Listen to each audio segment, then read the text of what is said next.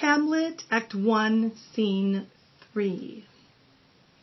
This scene is an excellent example of Plato's overwhelming influence on Western thought.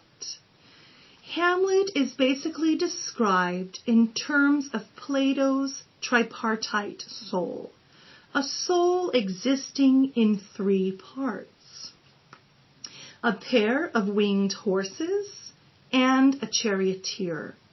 One steed is noble, and the other is ignoble, and the driving of them gives a great deal of trouble, especially when the charioteer beholds the vision of his love, the flashing beauty of the beloved, and has his whole soul warmed through sense, and is full of prickings and tinglings of desire. Ophelia thinks that Hamlet's intentions towards her are honorable. She sees the noble white steed. Her brother Laertes and father Polonius, however, see the ignoble, dark steed and think that Hamlet's intentions are dishonorable. Ophelia says, "He hath importuned me with love in an honorable fashion, and that he hath given countenance to his speech with all the vows of heaven." Plato describes this part of the soul as the one looking upon the face of his beloved as a goddess.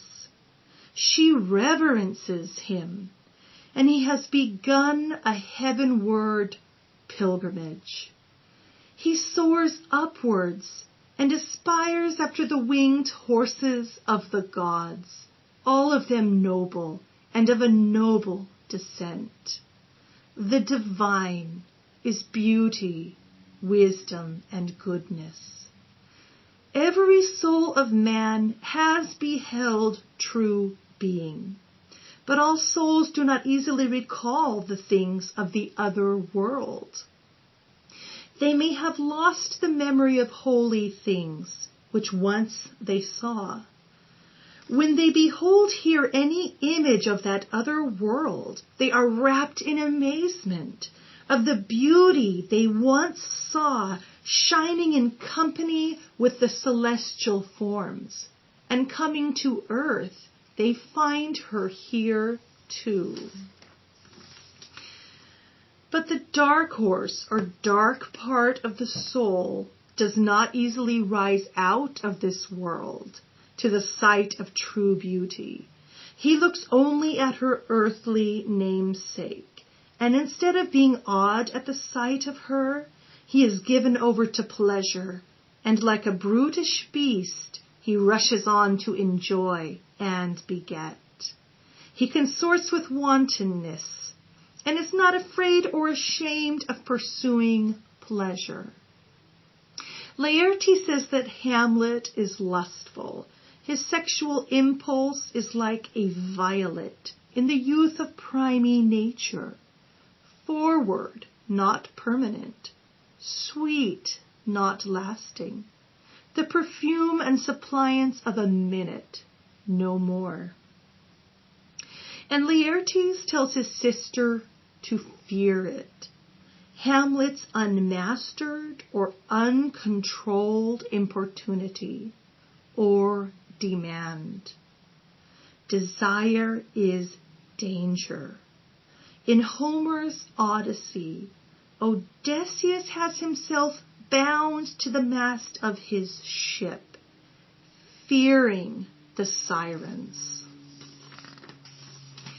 Plato describes this struggle with the dark horse. It fights and neighs and drags him on. The charioteer must pull back and force his legs and haunches to the ground, if needs be, with a violent wrench, and with the bit in his mouth, covers the abusive tongue and jaws with blood. and this must happen several times before the villain steed has ceased from his wanton way. Then he is tamed and humbled and follows the will of the charioteer. But Polonius, Ophelia's father, does not trust in this and thinks that the safest thing to do is render his daughter unavailable to Hamlet. He speaks, "I would not in plain terms from this time forth have you slander any moment leisure as to give words or talk with the Lord Hamlet." So much of this play is about the demise of its characters, and this scene marks the beginning of the end for Ophelia. Devastation after devastation will take her beyond what she is able to endure. In essence, Ophelia becomes the embodiment of Hamlet's questioning of life or death. And Shakespeare has Ophelia represent the slings and arrows of outrageous fortune and their power to destroy. As Laertes speaks at the end, "O heavens, is it possible a young maid's wits should be as mortal as an old man's life?"